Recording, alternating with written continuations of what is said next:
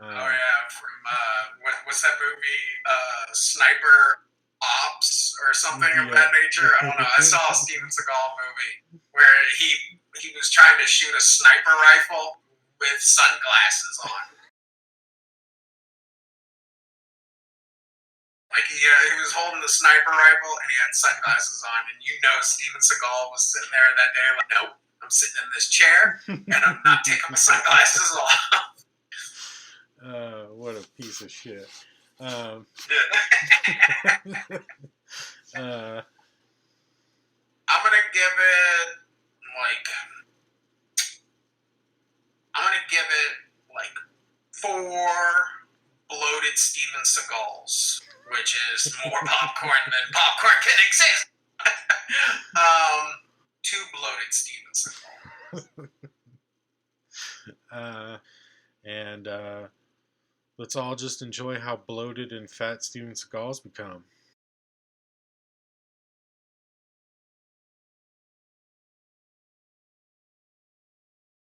All right. All right, welcome back, terrestrials, to the quarantine movie reviews. I got Scary Jerry with me. We're using a new platform, and today's episode we're going to be reviewing Tucker and Dale versus Evil. This movie was made in 2010 with a budget of 5 million and it recuperated 4.7 million. So it almost got all of its money back. It's a horror comedy. So the plot line is this. Two scruffy pals' backwood vacation takes a bloody turn when ignorant college students make them for a pair of murderous hillbillies. And that's all. The cast, I'm not going to read the whole cast. I'm just going to give you the main characters that you need to know. Tyler Labane plays Dale. Alan Tudyk plays Tucker. And Katrina Bowden plays Allison. Those are the main people in this movie. You don't need to know anybody else. Um, so, Jerry, what you got on this movie? This is a great horror comedy. Not a comedy about horror. This is more of a horror movie that is funny because of the situations that we're put in. Mm-hmm. We're given the opposite, where everybody I know who's gone to like a country store in Kentucky always like, oh man, do you hear the banjos playing? This is where I think this movie really, comes from. That idea of, we can't go to backwoods places without being scared of, we're going to end up in the Texas Chainsaw Massacre. It's like, no, they're going to invite you in for some sweet tea and grit, you know? So yeah, it's a great comedy. It's, like I said, it's funny, but it doesn't make fun of the genre of horror. Then there's a lot of these style, dark comedies where it has horror basis, but it's really, really funny. It it really doesn't have like too many moments in the movie where it's too slow or it gets too, kind of like yeah, I get the joke. Everything kind of just paces well and stuff. So, but what did you think of it, man? Like, I mean, it's been out since 2010, so yeah. Like you said. So spoilers if you haven't seen it, but I thought it was really good. I thought it was really funny, and they didn't skimp on the gore factor, which I find a lot of movies that do the horror comedy thing, they kind of tone down the horror aspects of it to try to, sell it to the masses or try to get it rated in such a way that everybody can enjoy it. They didn't really take that route in this one, and I like that. The basic idea of this movie is two rednecks get a vacation home in the middle of nowhere, and they cross paths with a couple college kids, and the college kids immediately think that they're murderous hillbillies when they're just two guys on vacation.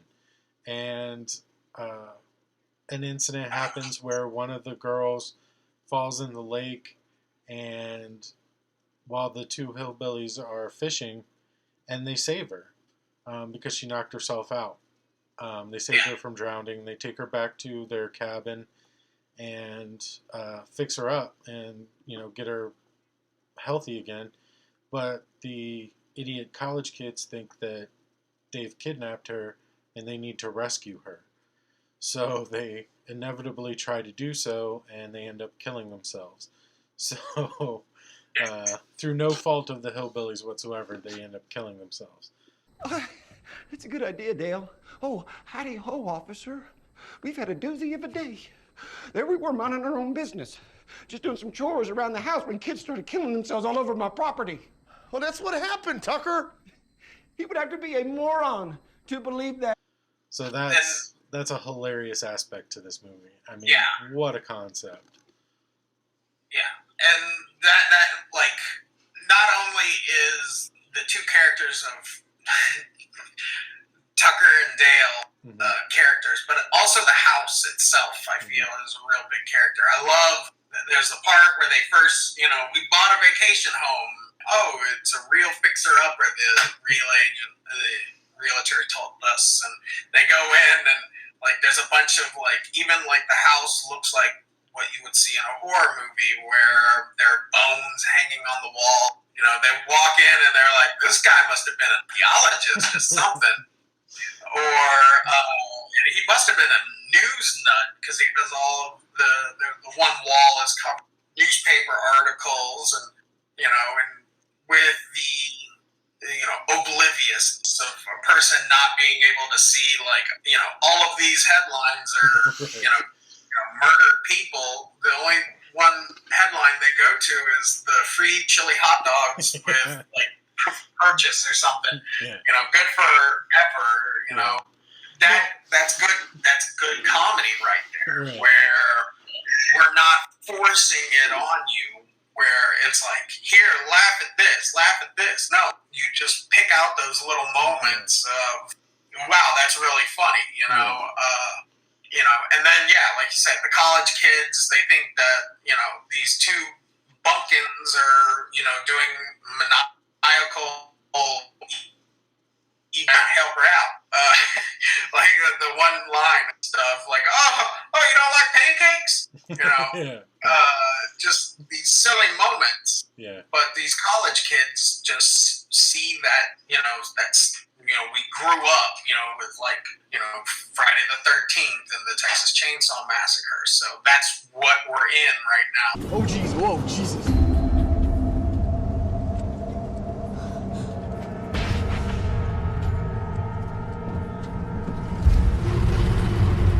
Did you see the way those guys looked at us? No, if you would have just gone up there and knocked on the door, your camping trip out in the woods would have been fine. Mm-hmm.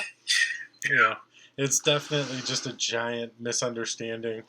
And the way they play that initial situation where they drag her, they're out fishing at night and the kids are out skinny dipping. They drag her on the boat and they start taking her home. And Dale is like, yeah, we got your friend. And then they immediately don't go, oh, okay, how could we get her back? Like, all right, we'll be over there in a minute or anything like that. They immediately go, oh, no, they kidnapped her. Oh, look, you're in the boat. Come on. Relax. No. Ah, we got your friend. Oh, God. They got Allison. Hey! We got your friend. Why the hell are they running up? We gotta go tell this other guy that they kidnapped her so we can get a plan together. Yeah. And it definitely has those moments. I mean, even something like the practical effect.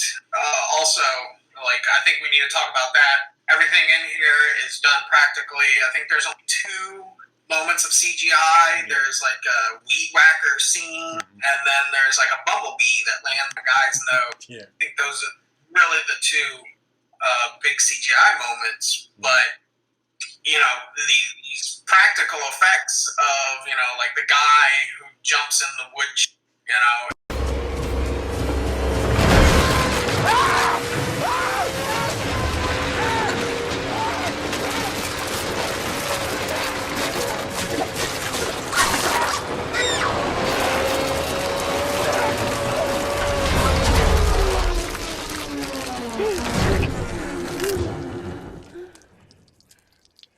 You okay? And just, you know, the sheer terror on Tucker and Dale, like, oh my God, I can't believe this is happening.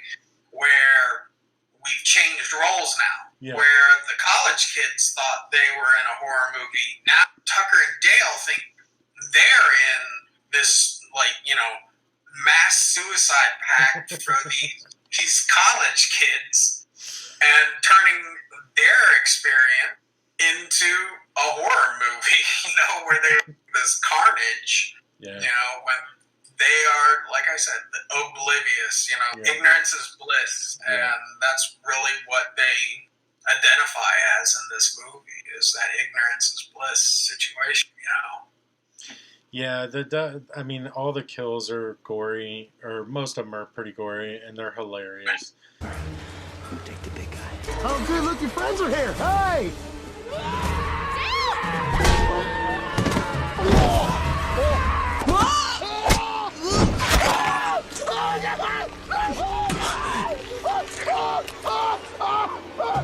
But I mean, the whole movie being just one big misunderstanding. It's such an original concept.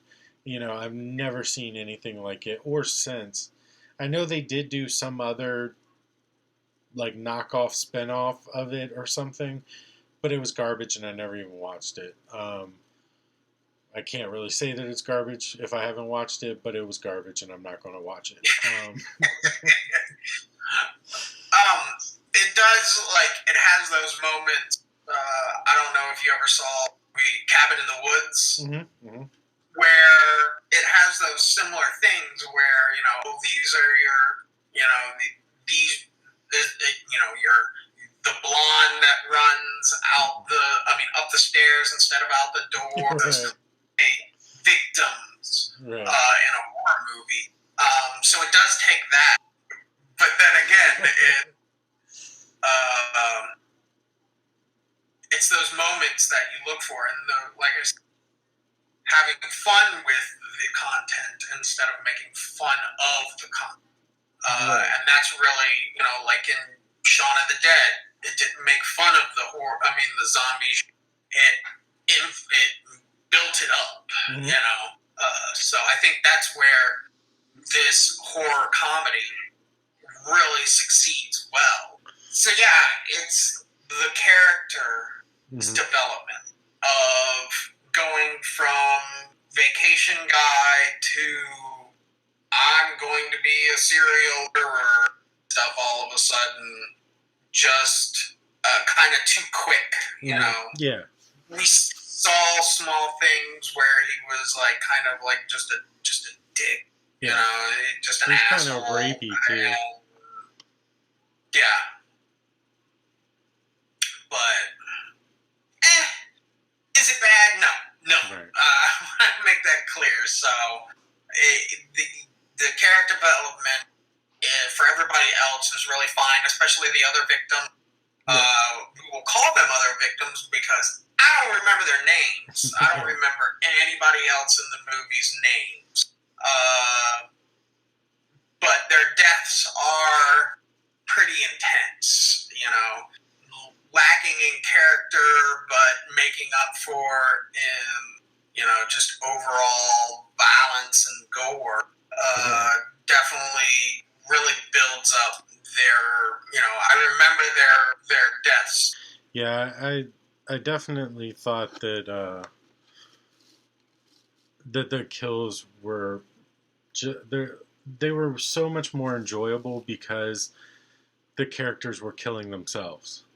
Yeah. Like, had there actually been a killer or some maniac or whatever chasing them and doing those things to them, you'd have been like, ah, shit, he got it. Oh, bummer. But because idiots are running and jumping into wood chippers and running, head first into spear-like logs, it's just funny. It's like so much more enjoyable. It's like, oh my god, that's, how did they do that? How dumb are they? Yeah, it's definitely like I highly recommend it. Especially for just one of those days where you don't know what you want to watch. Just like go ahead and throw it on. I mean, even if you've seen it, and especially if you're looking for something that's like not a scary movie, but like just a horror genre movie, but also is light-hearted. I mean, it's really good. Yeah. So. All right. But yeah. All right. Well, I guess we've come to the part where you got to give it a rating, Jerry. How many bags of popcorn for this movie? I'm gonna give it it's 10. Yeah. Give it to the 8. I give it an 8, a rating of 8 bags of popcorn. All right. So I guess bags of popcorn. I will give it. I'll give it a solid 7 bags. No, I'll give it 8 bags of popcorn too, actually, because this is, outside of Shaun of the Dead, probably the best horror comedy that there is. Yeah. And I love The Burbs, and I love Idle Hands, but this one definitely takes the cake. So, yeah, I'll give it a solid 8. So definitely watch the movie. Sorry about the spoilers. Again, the movie's 10 years old. It's your fault. 8 bags of popcorn. You would get sodium poisoning if you ate that many bags of popcorn. Like, we're talking about theater-sized bags of popcorn. That's crazy. Dude, nobody can afford the large bags of popcorn at the theater. Yeah. The stimulus checks aren't that big. All right? Yeah. All right, so that's the review. You guys watch Tucker and Dale vs. Evil, and leave us comments or hate mail, whatever gets you off. All right, guys, stay safe out there. Thanks for coming, Scary Jerry. Yeah, you're welcome.